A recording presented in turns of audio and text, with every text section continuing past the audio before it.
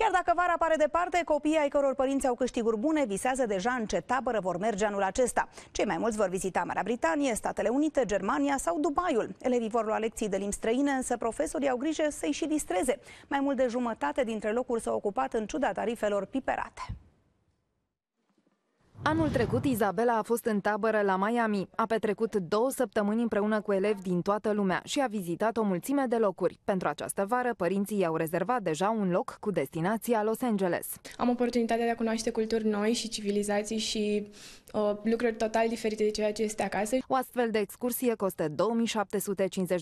În preț intră cazarea, 3 mese pe zi, cursuri de engleză, dar și excursiile pe care le fac elevii. Biletele de avion se plătesc separat. În Los Angeles am pornit de la un grup de 20 și a trebuit să suplimentăm. Acum avem 35 de înscriși pe această destinație. Și Ruxandra se simte extrem de bine atunci când călătorește în afara țării și așa a ajuns ca la 13 ani să știe 4 limbi străine. Mi-am făcut foarte mulți prieteni, încă vorbesc cu ei.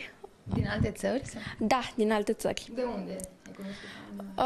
Din Rusia, din China, din Coreea. Distracția ei costă pe părinți peste 1000 de lire sterline. Poate nu sunt pentru, nu știu, toate buzunarele. În schimb, ar trebui să ne gândim un pic mai mult și să punem ca prioritate educația copiilor.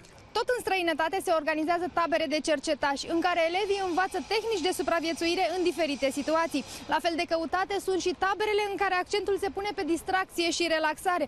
Destinațiile perfecte pentru astfel de situații rămân plajele din Grecia sau parcurile de distracții din marile capitale europene.